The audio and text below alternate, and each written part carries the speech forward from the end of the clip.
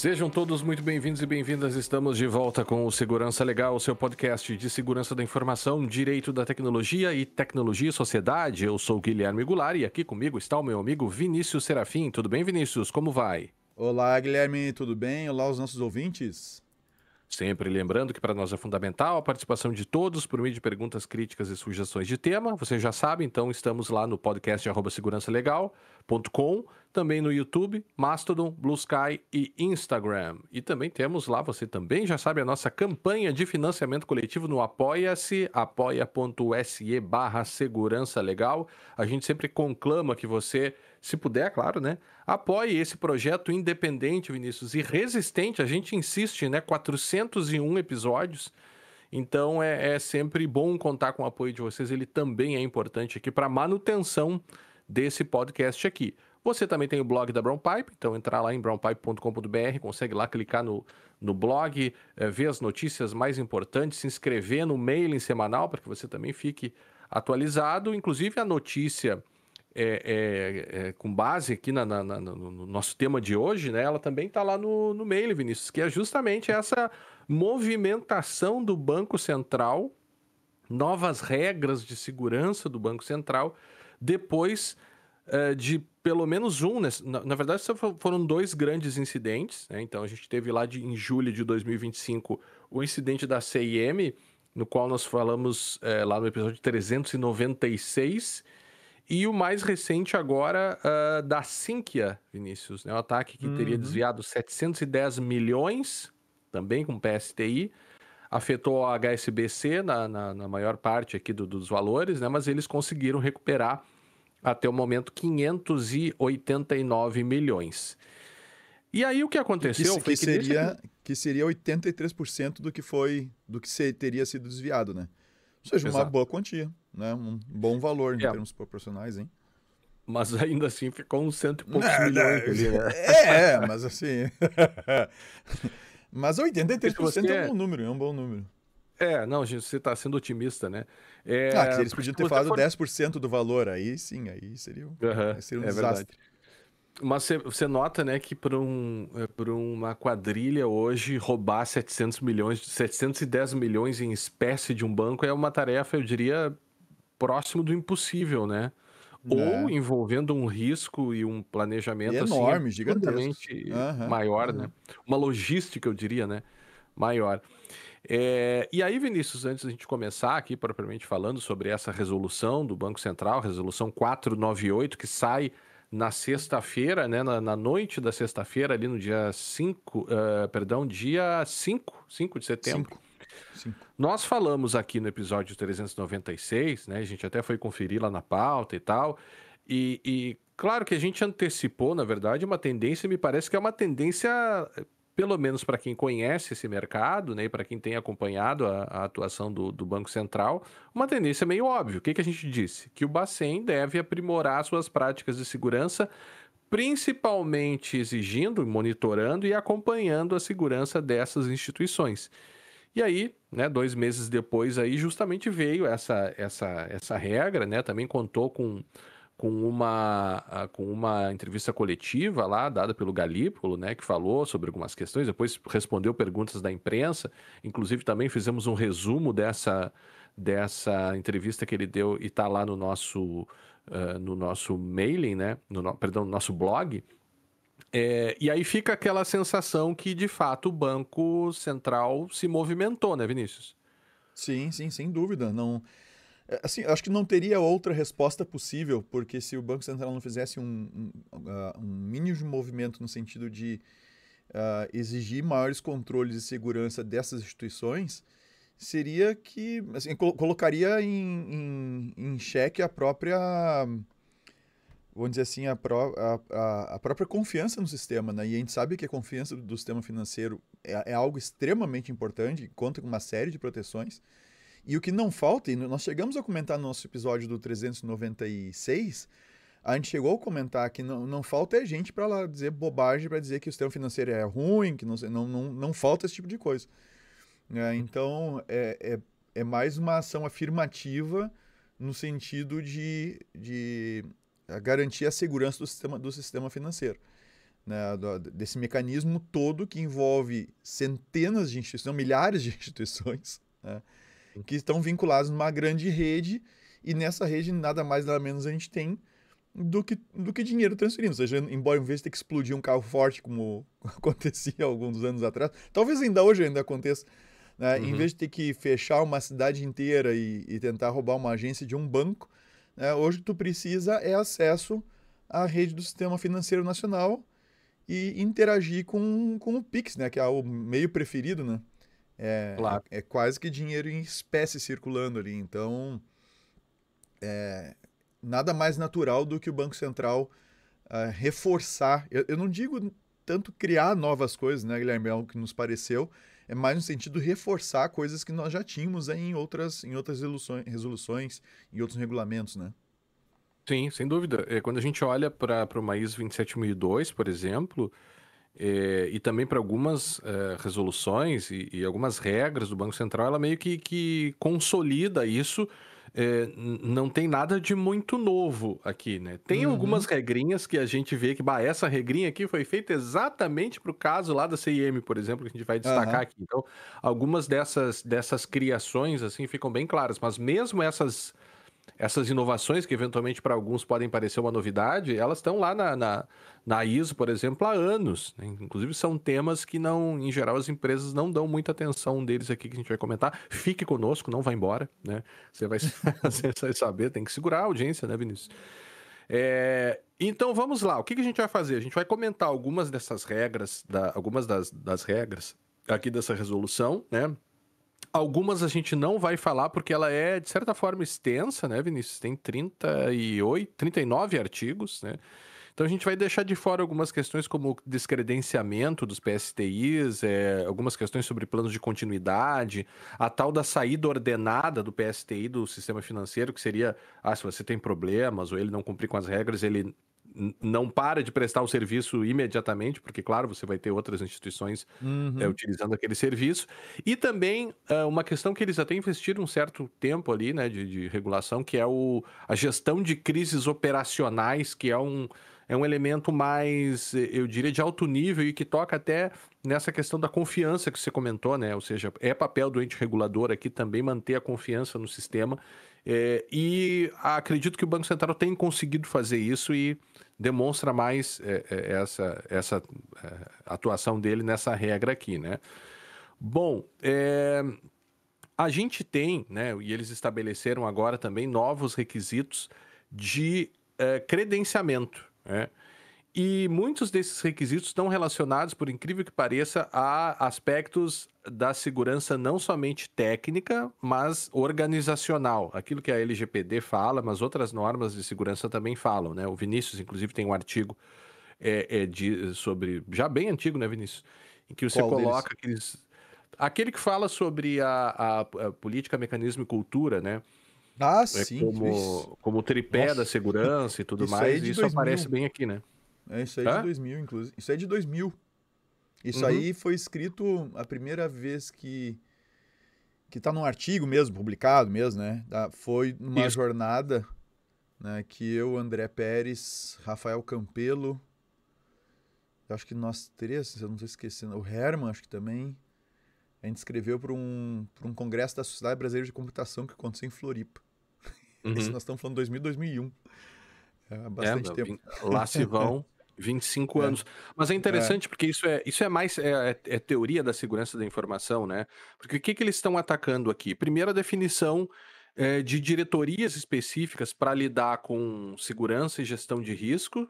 E essas diretorias devem ter uma capacitação técnica compatível com essa responsabilidade.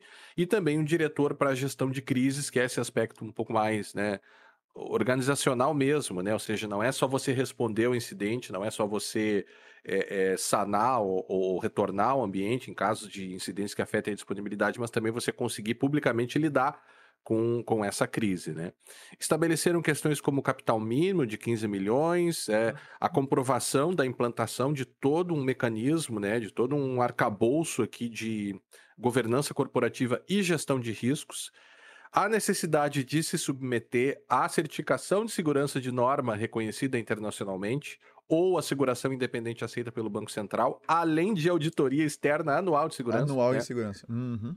E aí você vai ter muito provavelmente uma 27001 com base nos controles da 27002 aqui como regra, né, norma internacionalmente conhecida, mas deixa uma abertura aqui para o Banco Central até mesmo criar, né, regras, normas específicas, né? Acredito que não vai criar uma norma, mas diretrizes talvez mais específicas para isso também, né? Coisas assim bem básicas eu entendo, né, para um PSTI, né, que vai estar no contexto que funciona hoje, né? Por exemplo, plano de continuidade, testes periódicos de contingência é obrigatório, que a gente recomenda para clientes quando faz E auditoria, né? isso, inclusive, já estava nas normas do Banco Central, né, Guilherme? A O da questão nuvem sim, né? Da parte lá é, da nuvem sim, né? É. dos planos de resposta a incidentes e tudo mais. E aí, sim, porque daí e eles repetem aqui muito a política de segurança da informação e segurança cibernética, que vai trazer uma série de elementos também bem conhecidos, assim, né? Quando eles começam a falar daí sobre governança corporativa, eles deixam claro, e isso tem a ver também com gestão de riscos, né? Governança e gestão de riscos devem ser compatíveis com a natureza e com o porte e com a própria complexidade da instituição, o perfil de risco, né? E aqui uma coisa que é bem interessante, né? Assegurando processos decisórios transparentes. Porque a gente tende, né, Vinícius, e aí novamente a questão do teu artigo, né, a gente tende a achar que não, eu vou implantar mecanismos tecnológicos e deu.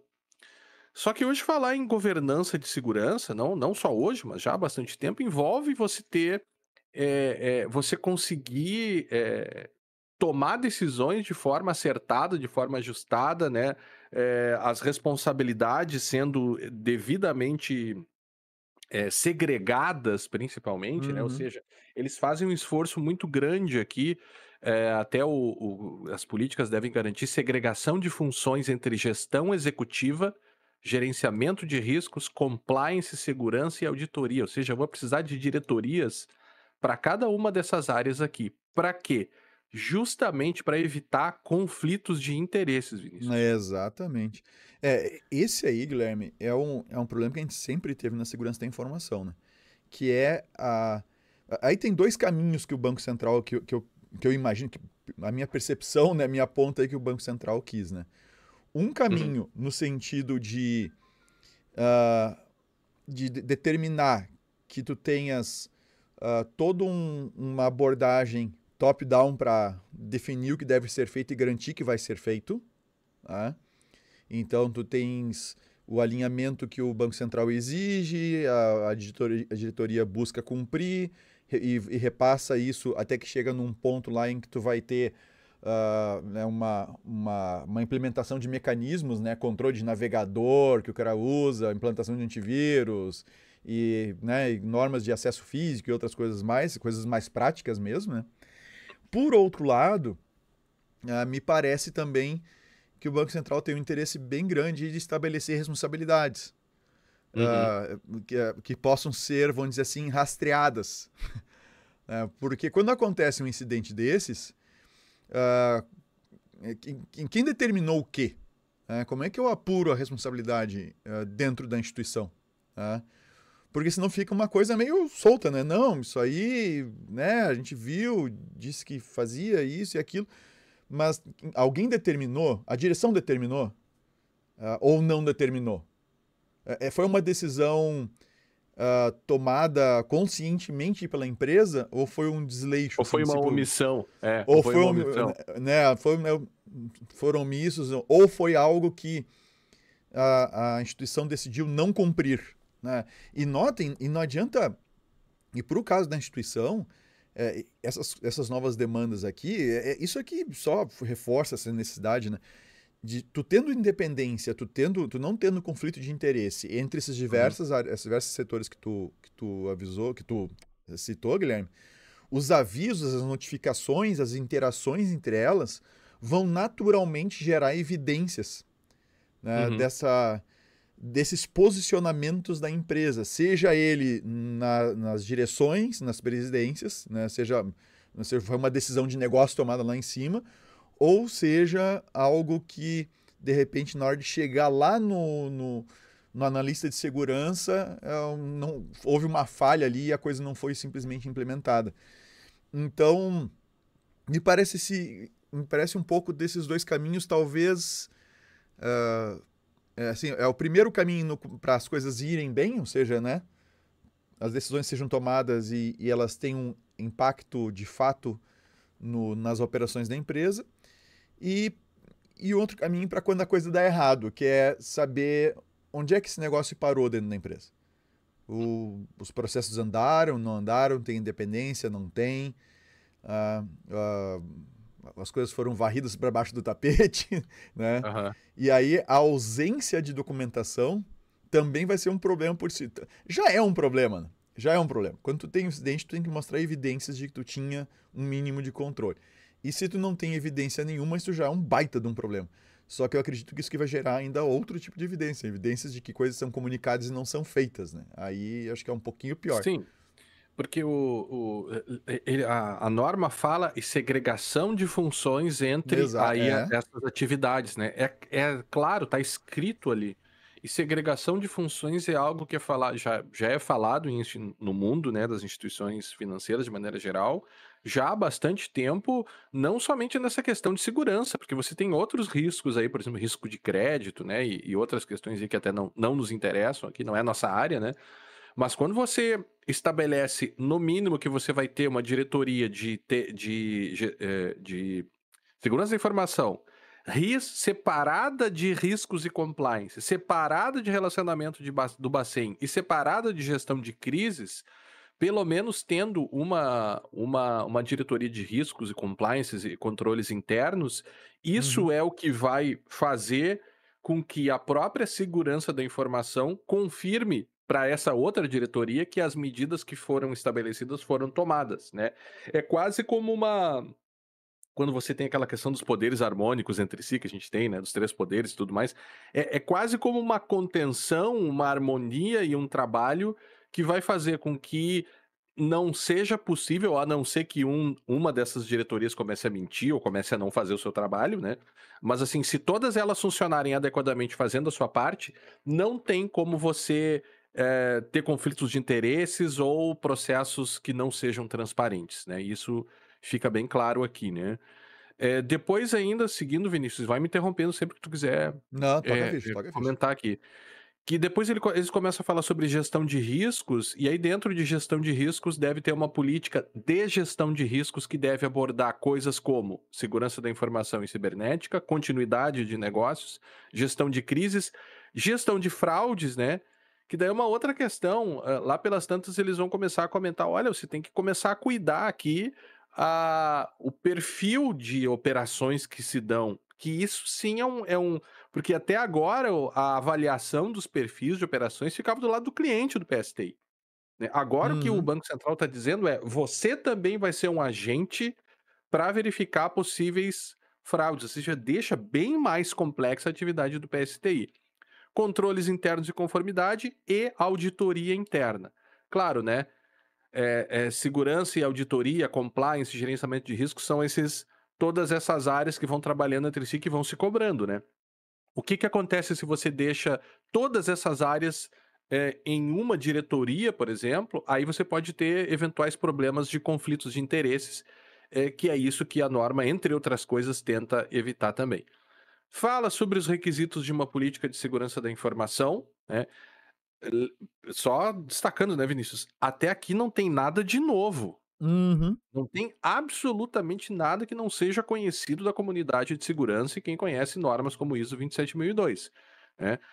Quando então fala sobre a PSI, lá no artigo 17, eles vão colocar coisas que no mínimo a política deve ter, né? ISO já faz isso, mas eles vão colocar criptografia, detecção de intrusão, prevenção de vazamento, backup, avaliação de risco, avaliação de vulnerabilidades, né? Controle de acesso, aplicação regular de correções de segurança, né, patch management, segregação de ambientes. E aqui uma novidade, talvez, não é bem novidade, mas sim uma coisa mais específica, seria isolamento físico e lógico do ambiente PIX e STR dos outros sistemas da instituição. Isso aqui tá com uma carinha de ser uma regra criada lá para o caso da CIM, né? É, é. É isolamento físico e lógico, de alguma... Bom, físico, né? Aí, aí vai depender de ambiente para ambiente, né, Guilherme? Porque Uhum, muitas empresas, tá, até tem alguma coisa local, mas tem muito serviço, tudo em nuvem, aí é difícil de falar em físico, mas sim, a gente vai estar separando em ambientes, eu diria assim, ele está entre o físico e o lógico, né? Entre ambientes uhum, virtuais diferentes que seja, né? E a questão, essa eu acho que é a parte mais, talvez mais fácil, tá? Mas a questão mais complicada é o isolamento lógico, né? uhum. Hum, Eu acho que quando tu fala em isolamento lógico é um pouco forte demais, tá? Porque eu entendo isolamento como isolar mesmo, particionar, não tem acesso, né? No Uhum. entanto, tu precisa que vários outros sistemas interajam com esses sistemas.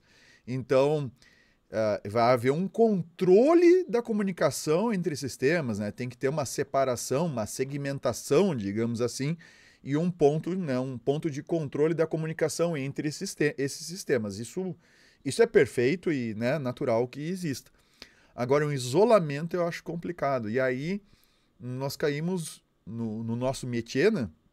Que a Uhum. gente analisa, a gente fazer um jabá aqui para a Brown Pipe, Guilherme, a gente nunca lembra de Vai lá, fazer. vai lá, vai lá. Mas aí entra nosso metido na parte de pentest de aplicações e de APIs e tudo mais que a gente faz. Tu vai ter uma aplicação, tu vai ter uma aplicação que usa uma API que se comunica com esse ambiente, né? E tu até pode isolar logicamente, digamos, isolar não, separar logicamente, mas tu ainda assim vai ter que permitir algum grau de interação entre esses sistemas.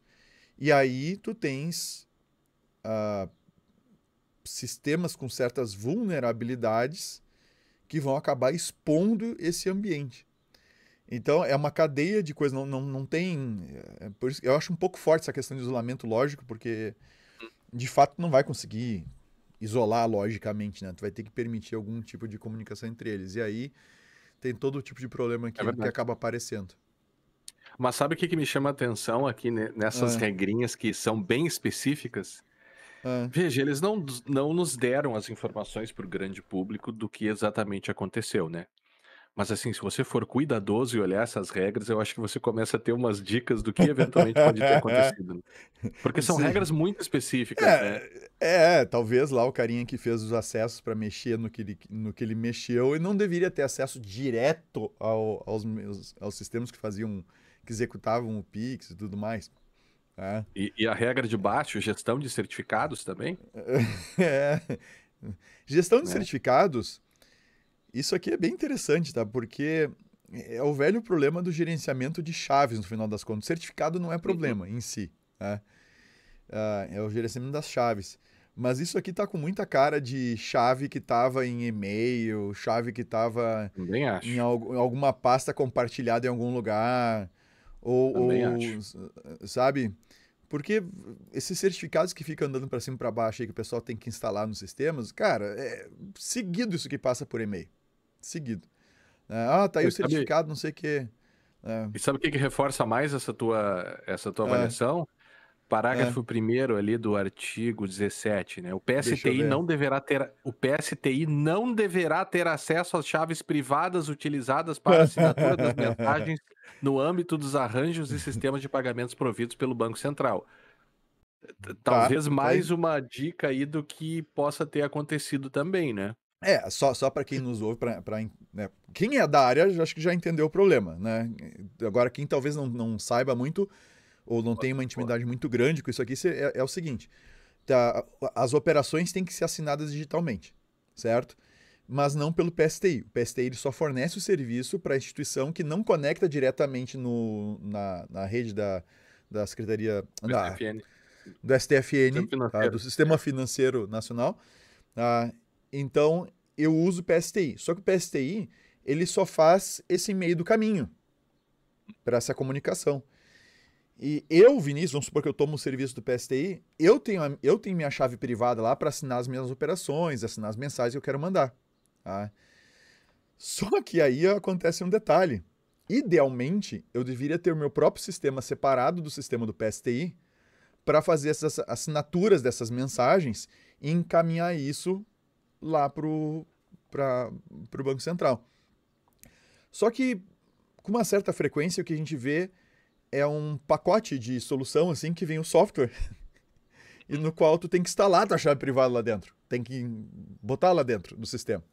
Para ele poder assinar quando tu usa uma API para fazer determinadas operações. E aí, isso eu tô curioso até eu até gostaria de saber mais detalhes nesse sentido, mas me parece que isso vai acabar tendo que virar um outro pedaço. Eles vão ter que separar esses pedaços de software, ou seja, vai ter empresas que têm os seus próprios, claro, não tem problema. Mas empresas que querem contratar PSTI para não ter muito trabalho com isso, elas estão acostumadas com uma solução pronta em que é só largam a chave privada lá dentro e tem uma senha para autenticar e diz assim, faz a operação aí para mim, ele faz, assina a mensagem e manda, né, manda, recebe, verifica, faz o que tiver que fazer, mas a chave fica lá. E aí, de repente, tu está falando que o sistema do PSTI não pode ter acesso às chaves. Aí quando tu fala o PSTI não pode ter acesso às chaves, se eu estiver usando um sistema que o PSTI mesmo está me fornecendo, o PSTI tem acesso às chaves, entende? Isso significa que o PSTI tem acesso às chaves. Ou se eu tenho uma peça de software fornecida pelo PSTI e que eu rodo na minha infraestrutura, tá?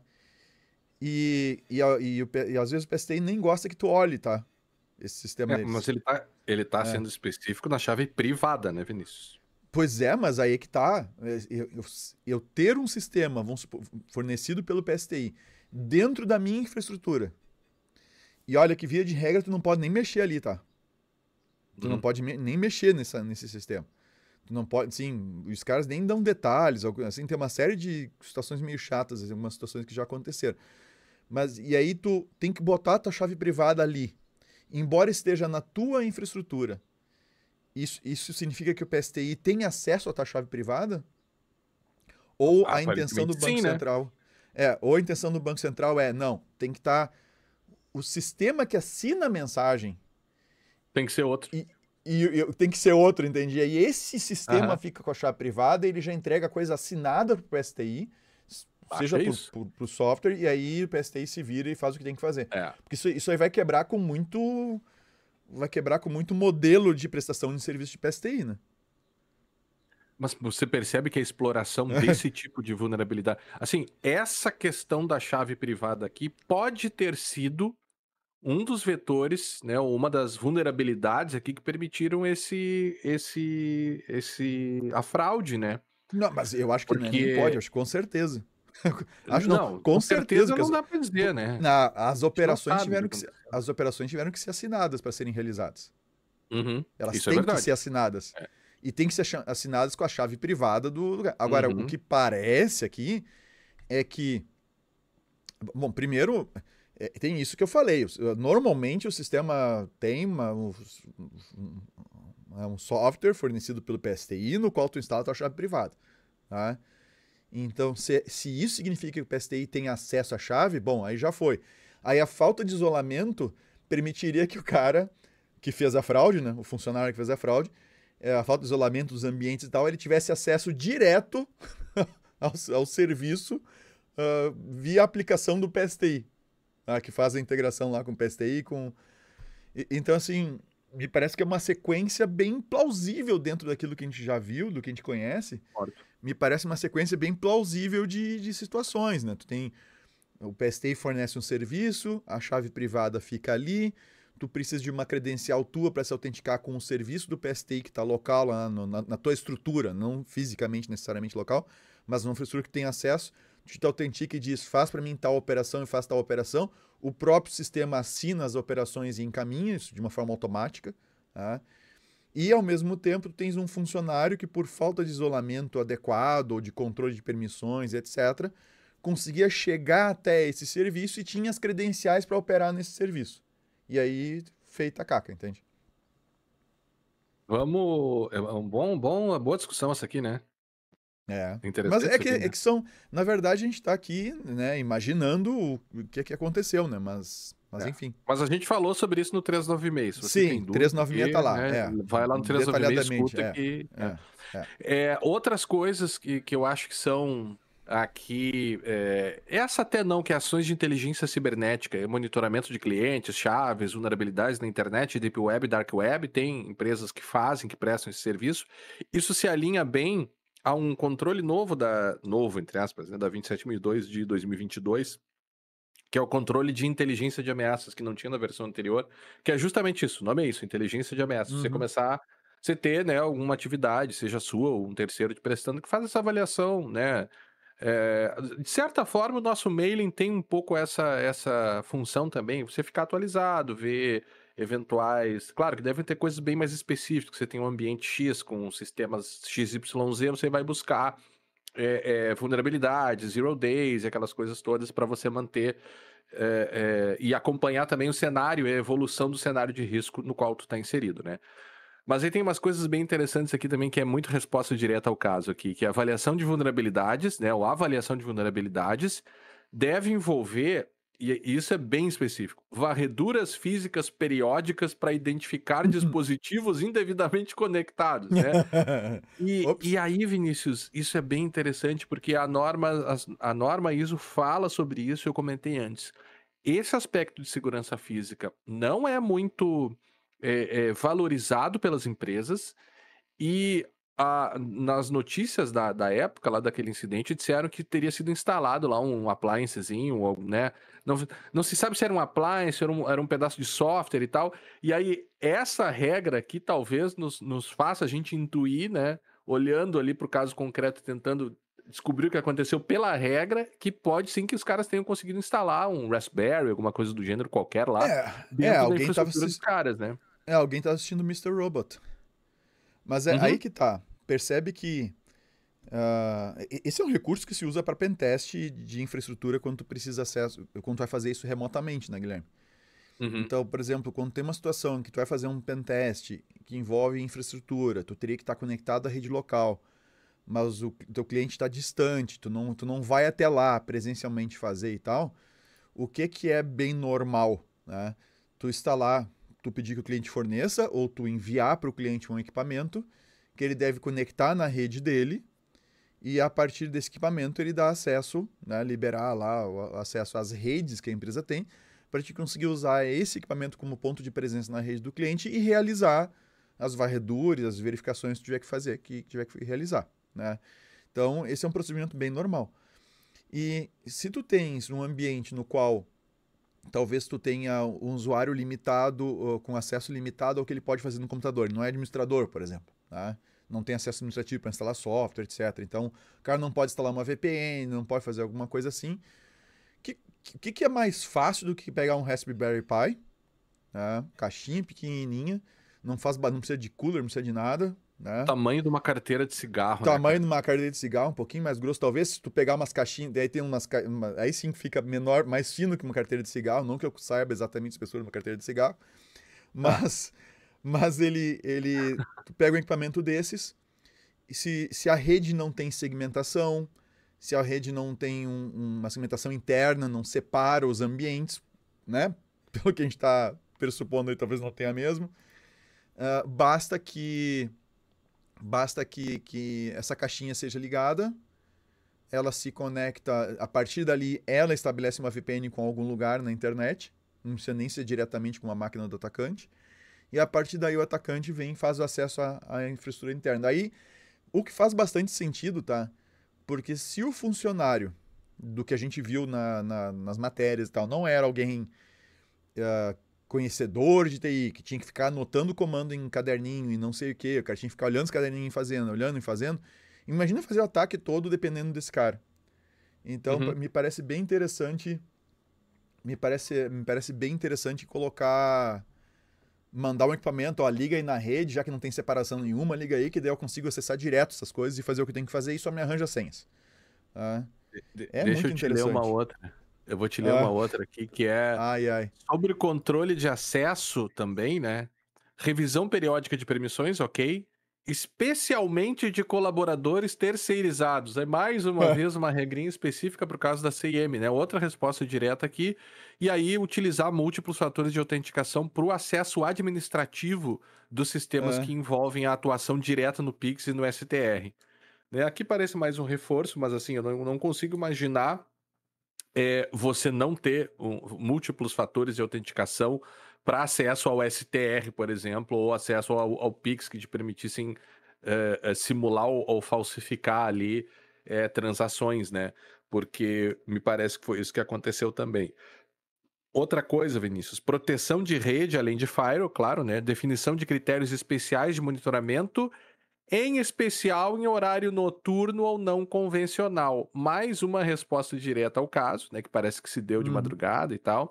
E também monitoramentos de eventos atípicos, como abertura de VPNs, tentativas de acesso privilegiado em horários especiais. Ficou bem marcado aqui a questão do horário especial também. E o parágrafo 6º ainda desse artigo 17, a gestão de certificados envolvendo monitoramento de uso e guarda dos certificados. Mais uma vez a preocupação que a gente colocou aqui também, né? Tá, Guilherme, eu tô com a tua. Eu Ah, tô com a mostra tua aí. a imagem pronta aqui, só deixa eu parei que eu sem querer cortei a faixa aqui do The Register pra aparecer a fonte, né, cara? Tem que Ah, aparecer a fonte pro nosso. não, isso aqui eu procurei aleatoriamente quando a gente falava aqui um Raspberry Pi Cigarette Case, né? E de Tem fato mesmo. tem ali, mas isso aqui eu acho que o cara, isso aqui é de 2012, né?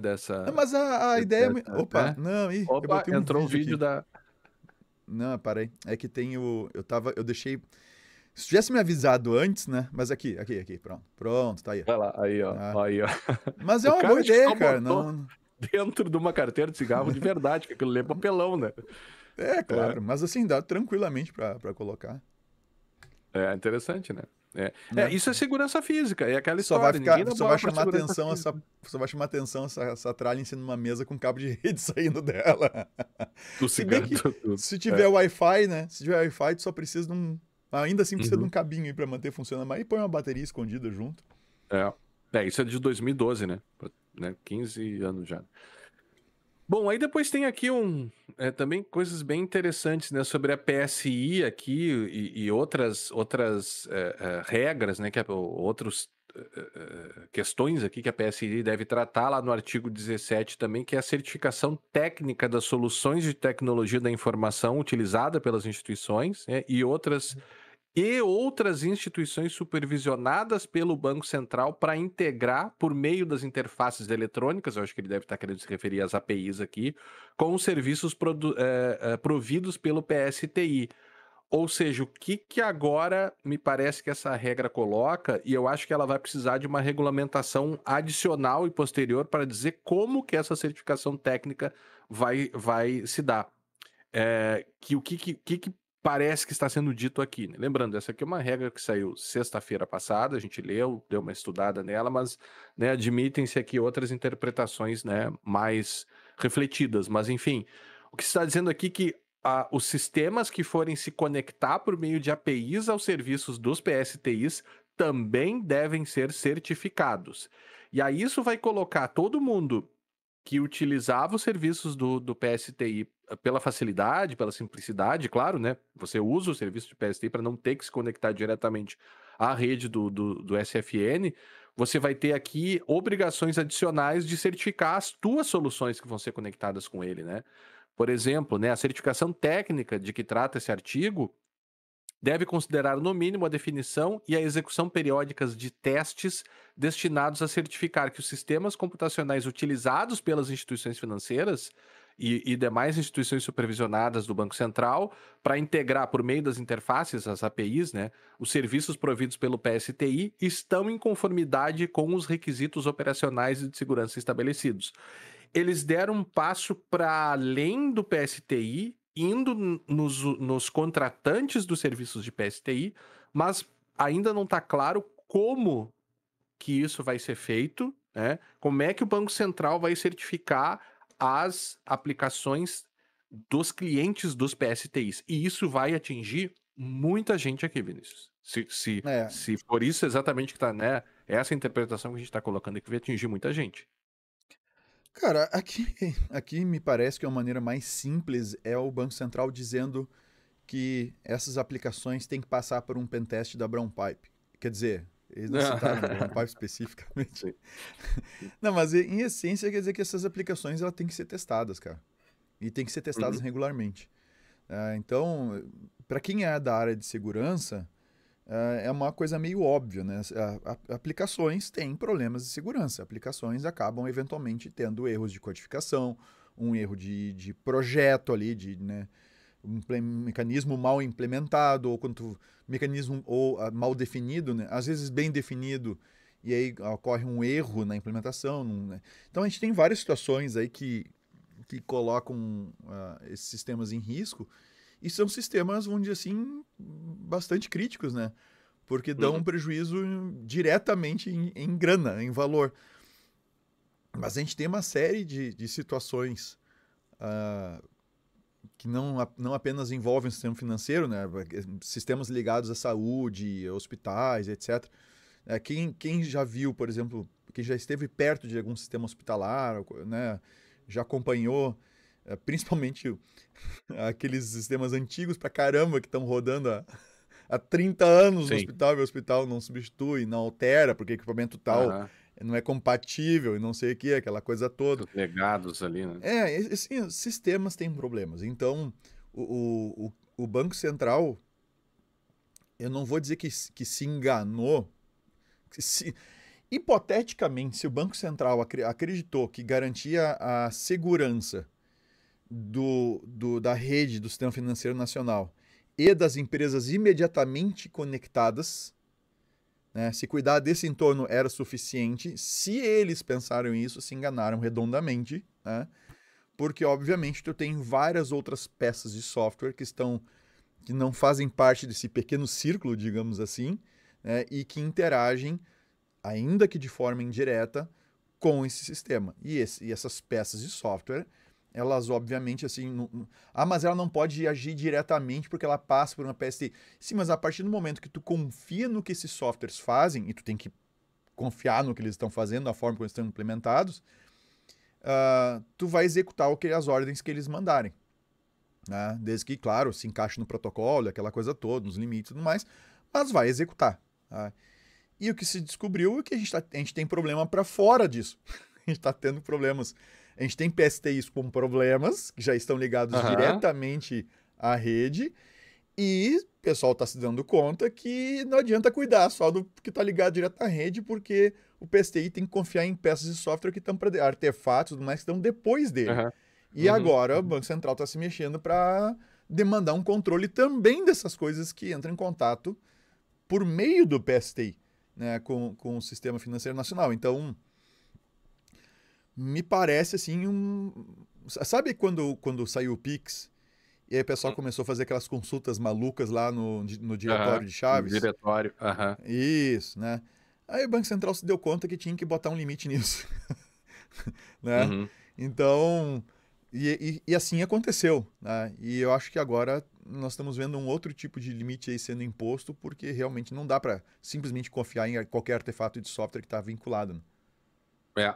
Mas a mudança aqui me parece não, a mudança é o Banco Central deu um passo para além dos PSTIs.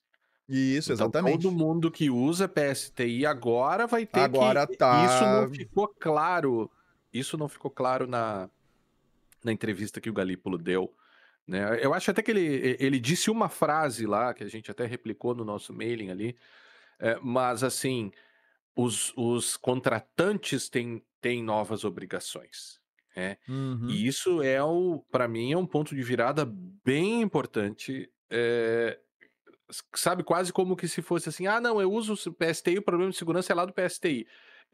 Claro, acho que ninguém pensou isso exatamente assim, né, mas na perspectiva do Banco Central agora, você também responderá para o Banco Central. Você contratante do PSTI, né. Depois tem plano de resposta a incidentes aqui, que é uma questão aí, né, também nada de novo aqui. Claro, o plano deve ser compatível com o perfil de risco e deve ser testado e atualizado. Isso também não é novo, mas assim, nem sempre, isso vai ser bem observado pelas instituições, né.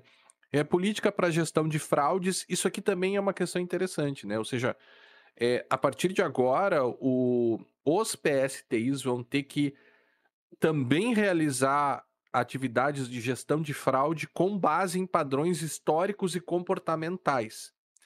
o PSTI passa a ser uma parte ativa na gestão de fraude, que antes estava lá do lado do contratante do PSTI, né? Ou seja, é um papel do contratante verificar se um dos clientes dele, se um dos clientes dele não está fazendo operações atípicas, né? Uhum. Passava para o PSTI, assinado o PSTI, né? Jogava aquela operação lá para dentro do SPBI, né? Agora, caso fosse o Pix, né? Mas o interessante é que agora o PSTI vai ter que, né? Ou seja, muda o papel é, do PSTI no âmbito da gestão de fraudes, né? Padrões históricos e comportamentais, e isso, meu amigo, envolve um caminhão de dados pessoais também sendo tratados aqui, né? Ou seja, se isso passava talvez sem um tratamento outro aqui, agora os PSTs também vão ter que começar a tratar esses dados que, em última análise, podem envolver dados pessoais aí, né?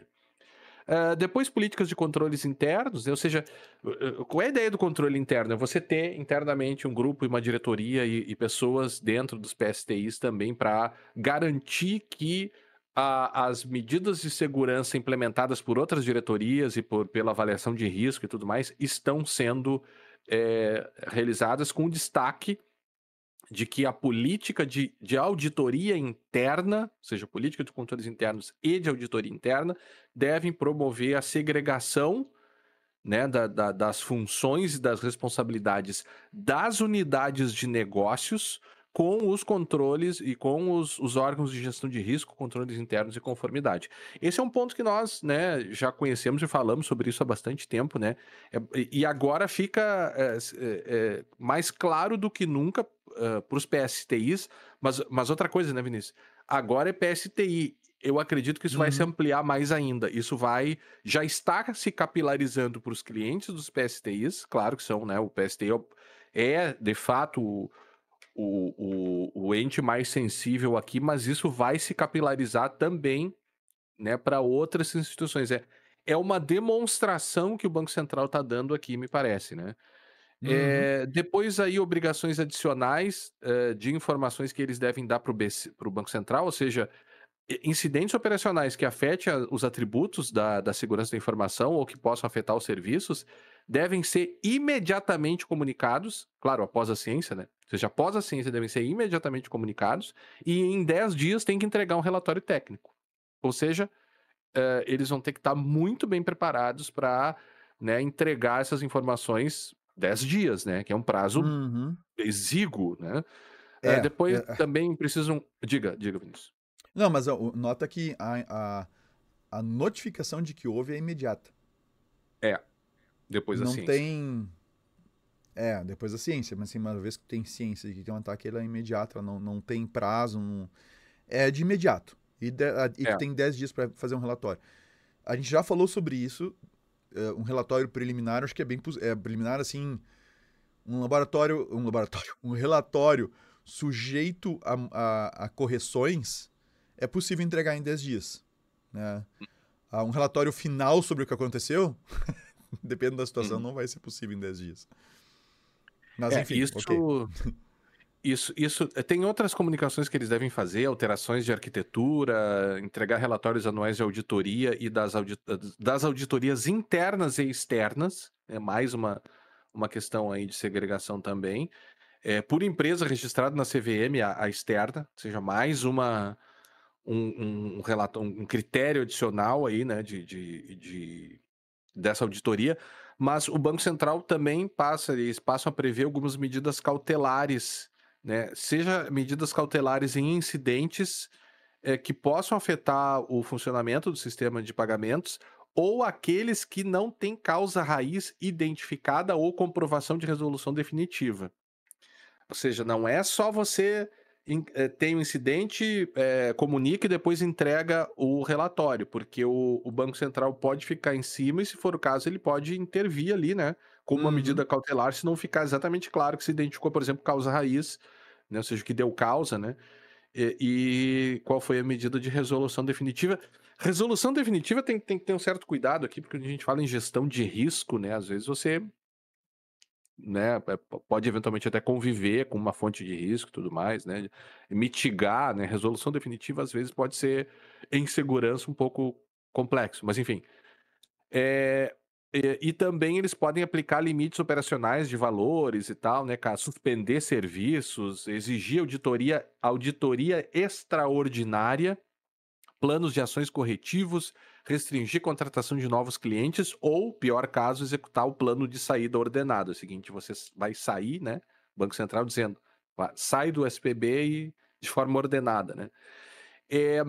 E também, e esse também é um grande ponto de virada aqui, e no artigo 35, né, que as instituições contratantes também vão cumprir, além daquilo que a gente falou antes, elas, e aí isso me chamou bastante atenção, Vinícius, as instituições contratantes dos PSTIs, vão ter que garantir ou assegurar que os contratos contenham as regras desta resolução aqui e monitorar a adequação do PSTI no cumprimento das regras da segurança. O Banco Central, as regras de segurança, gestão de riscos, né, e o demais ali, né, que está nessa resolução. E aí o que me chama a atenção é que o Banco Central está dizendo que os contratantes dos PSTIs vão ter que monitorar também e acompanhar se os PSTIs estão cumprindo as suas obrigações de segurança. E isso é bem delicado, né? Não sei se te pareceu também. Não, sem dúvida, porque já é difícil tu cuidar do teu, tu ainda vai ter que cuidar do outro, assim, daí tem que ver até que nível que isso vai acontecer, Guilherme. Se de repente basta... Concordo. Se de repente basta aparecer, como o LGPD, por exemplo, né? Se eu vou contratar o serviço de uma empresa, eu posso solicitar que essa empresa me dê evidências de que ela está respeitando a LGPD, de que ela, né, os processos dela estão ok, ou que ela me dá, ou que o sistema dela me dá recursos para gerenciar adequadamente os direitos dos titulares e blá blá blá blá blá. Eu vou poder fazer isso, ou seja, eu vou poder, PSTI, beleza, eu sou obrigado a acompanhar aí para monitorar se tu tá ok. Eu quero todo ano, eu quero o relatório de vulnerabilidade de vocês. Eu quero relatório de auditoria, de pentest e tudo mais, né? E nota que lá na resolução do Banco Central, nessa resolução que a gente está discutindo, ele fala justamente de dar os dados, as informações. Tu viu a listinha? Não é só 35 dizendo, dias? Eu não sei, não lembro o nome do artigo aqui agora. Mas não é só a questão de tu dizer mostrar que fez uma auditoria. Tu tem que demonstrar, tu tem que mostrar o que foi encontrado, o que foi corrigido, assim, não é qualquer coisa, tá? É até meio complicado isso, dependendo, né, o que vai ser mostrado, eu não sei se é muito viável. O PSTI fornecer isso para o Banco Central, beleza. O PSTI fornecer isso para todos os clientes que ele tem, também acho, pode ser problemático. Eu acho problemático, tá? Mas o cliente, então se for nos termos do cliente do PSTI dizer assim, me dá evidência de que tu passou por uma auditoria independente, me dá evidência de que tu fez pentest, me dá evidência esse ano que vem eu quero de novo, né? Aí eu acho tranquilo, qual é a diferença entende? de comunicar isso para o Banco Central? Porque tudo isso vai ter que ser comunicado pro Banco Central. Que daí é o trabalho do Banco, aí vai dar trabalho pro Banco Central, né? Não, mas assim, qual é a diferença de tu PSTI, comunicar isso para o Banco Central e também ser monitorado pelos teus clientes? Porque o que a resolução diz é que os contratantes devem monitorar continuamente a adequação do PSTI contratado aos requisitos de governança corporativa, gestão de risco, segurança cibernética, gestão de fraude. Me parece uma distribuição, isso dá para chamar, Guilherme, se tu quiser, de uma distribuição peer-to-peer de trabalhos do Banco Central. Tá ligado? Não tô dizendo que o Banco Central não vai fazer o trabalho dele, não é isso. Mas tu tá meio que jogando pras pontas, tu vai contratar um PSTI, embora o PSTI tenha que passar pela minha avaliação e eu tenho que autorizar o cara e tudo mais, mas tu aí tem que monitorar o PSTI que tu tá contratando, tá? De acordo com as regras que eu defini. É uma parte mais próxima, né? Então assim... E detalhe, a não observância do disposto nesse artigo, ou seja, se tu contratante não fizer isso, você fica sujeito às sanções previstas na legislação em vigor. Tem outras coisas, manter posse das chaves privadas, né? Não utilizar o mesmo certificado entre bens de homologação e produção, manter à disposição do Banco Central a documentação relativa à contratação e o monitoramento e supervisão do PSTI. É um dever adicional de monitoramento e supervisão do contratante do PSTI que pode ser exigido pelo Banco Central. Isso é Uhum. bem interessante, cara. E ao mesmo É. tempo preocupante, talvez, para as empresas que vão ter É, que começar a cumprir esse dever de uma hora para outra, é, né?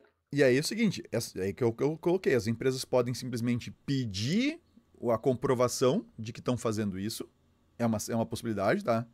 Então, me dá evidência, eu contrato PSTI e digo, PSTI, me dá as evidências de que tu tá seguindo as coisas, sei esse Uhum. caminho, acho que é fácil.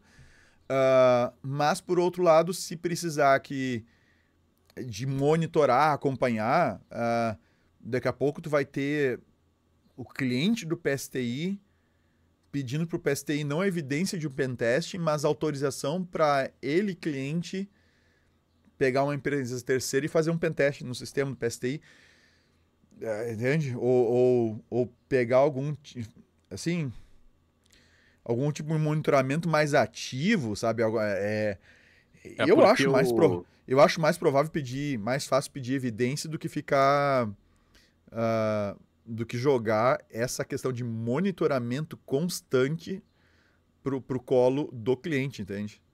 Mas não esquece que o cliente aqui, ele tem a obrigação de comunicar de imediato ao Banco Central as falhas ou os descumprimentos identificados na atuação do PSTI. Você monitora, você tem que guardar as informações, você tem que acompanhar. E tem que denunciar o cara pro Banco Central. Tem que E dedurar para o cara isso pro Banco Central. você vai ter que ter um setor interno de controles, né? Ou seja, você vai ter que avaliar os Isso é seus muito cara, controles e o do isso é muito PSTI. delicado. Isso é muito delicado.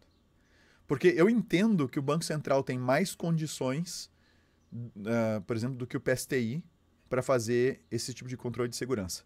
E entendo que o PSTI, por sua vez, tem mais condições do que o seu cliente lá na ponta para fazer esses controles, esses cuidados com segurança.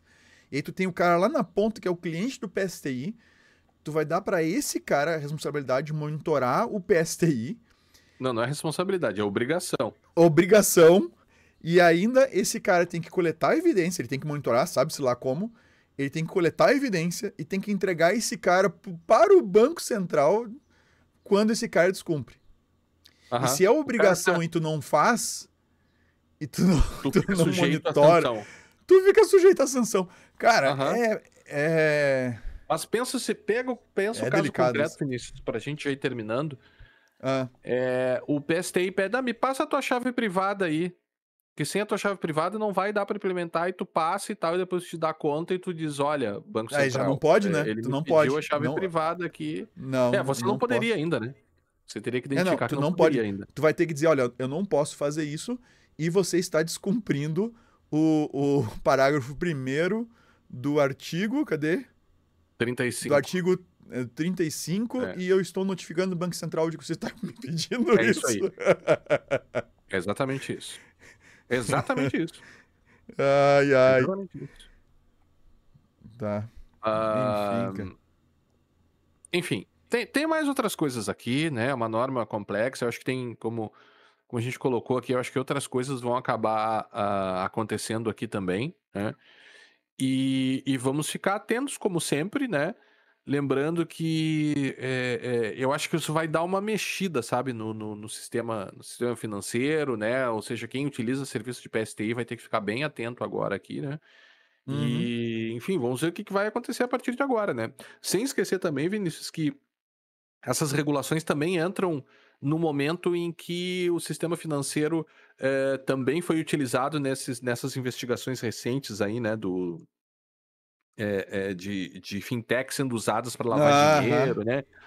Então, Não, um acabou, né, pouco cara? disso. Agora sim, ó. Agora essas fintech tudo vão entrar tudo, o Banco Central vai regular tudo isso aí. Vamos. Sim, deu. Não, não vai ter mais. Não vai ter essa coisa aí de conta bolsão, essa conta aí com o Logo dinheiro de todo lembrei lá mundo do sem bolsão nome. do Baggins lá, Bilbo. O Bilbo do Bilbo, Bolseiro. né? Aham. É. É. Né, não vai ter essa brincadeira aí, então assim, vai ter mais um monte de gente regulada. Cara, é uma. Assim, acabou a festa. Né? A festa no mau sentido, né? E acho que não tem outro caminho. Sistema financeiro tem que ser regulado, cara. Tem que ser monitorado. E aquela história, não tem mais... Não precisa mais explodir carro forte, né? Não precisa mais... Tu vai direto nos sistemas, cara. E com o Pix e com o Bitcoin... O Bitcoin que eu digo com criptomoedas, Sim, né? moeda Pix... cripto, aham. Cara, o negócio é perfeito, assim, o caminho é perfeito. Né? O Pix te dá Aham. movimentação instantânea de dinheiro, né? Essa movimentação instantânea de dinheiro te permite ter o dinheiro disponível na conta que tu precisa que esteja disponível, rapidamente. Tu converte isso em criptomoeda e puf. Né? Bom, Então, a gente vamos vai ter ver o que mais vai problemas. acontecer, né? A gente vai ter Vamos ver o que mais vai problemas. acontecer. Os problemas são novos problemas. É um novo mundo. Claro, Novo claro, mundo, novos claro. problemas. Né? Novas soluções, novos problemas. Não Novas tem jeito. obrigações, né? Bom, É isso aí. Não tem muito como esperamos chorar. então, esperamos então, Vinícius, que tenham gostado, né, do episódio 401 e aguardaremos todos e todas no próximo episódio do podcast Segurança Legal. Até a próxima! Até a próxima!